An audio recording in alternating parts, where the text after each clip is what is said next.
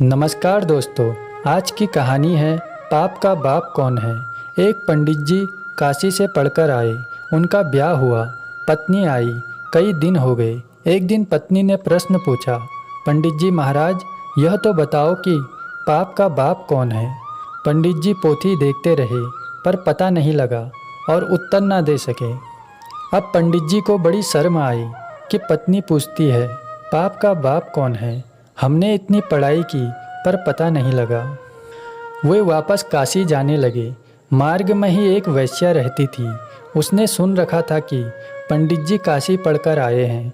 उसने पूछा, कहाँ जा रहे हो महाराज। पंडित जी बोले, मैं काशी जा रहा हूँ। काशी क्यों जा रहे हैं, आप तो वहीं से पढ़कर आए हैं। तो पंडित जी ने कहा, क्या करूं, मेरी पत्नी ने यह प्रश्न पूछ लिया है कि पाप का बाप कौन है। मैं उसका उत्तर नहीं दे पाया, अब उसी का उत्तर ढूंढने जा रहा हूं। वह वैश्या बोली, आप वहां क्यों जाते हो। इस प्रश्न का उत्तर तो मैं आपको यहीं बता सकती हूँ। इतनी दूर जाने की क्या आवश्यकता है। आप घर पर पधारिए, आपको पाप का बाप कौन है मैं बताऊंगी। वैश्या ने अमावस्या के एक दिन पहले पंडित जी महाराज को अपने घर बुलाया। 100 रुपये भेंट में दिए और कहा कि महाराज, आप मेरे यहाँ कल भोजन करो। पंडित जी ने कह दिया, क्या हर्ज है, कर लेंगे। पंडित जी के लिए रसोई बनाने का सब सामान तैयार कर दिया। अब पंडित जी महाराज पधारे और भोजन बनाने लगे तो वह वैश्या बोली, देखिए, मैं अपने लिए भोजन तो बनाती ही हूँ, आपके लिए भी बना दूँगी। पंडित जी ने थोड़ा सोचा और फिर स्वीकार कर लिया। अब रसोई बनाकर पंडित जी को परोस दिया। 100 रुपये और पंडित जी महाराज के आगे रख दिए और नमस्कार करके बोली, महाराज, जब मेरे हाथ से बना भोजन आप पा रहे हैं तो मैं अपने हाथ से आपको ग्रास दे दूं। पंडित जी बोले, नहीं, मैं तुम्हारे हाथ का निवाला नहीं ले सकता।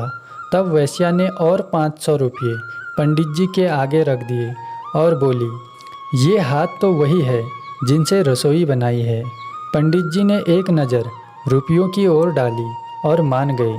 जैसे ही पंडित जी ने निवाले के लिए मुंह खोला तो वैश्या ने पंडित जी को एक जोरदार थप्पड़ मार दिया। इस बात से पंडित जी को बहुत गुस्सा आया और उन्होंने वैश्या से पूछा, तुमने मुझे थप्पड़ क्यों मारा। वह बोली, क्या तुम एक वैश्या के हाथ का भोजन पानी ग्रहण करते हो। पंडित जी बोले, नहीं।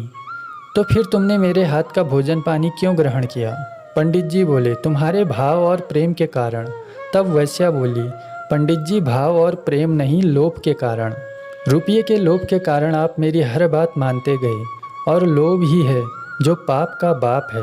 पंडित जी की आंखें खुल गई और बोले, जो मैं 12 वर्षों तक वेद और शास्त्र पढ़कर न जान सका वह तुमने मुझे बता दिया।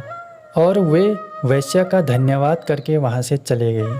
दोस्तों, इस कहानी को अंत तक सुनने के लिए धन्यवाद।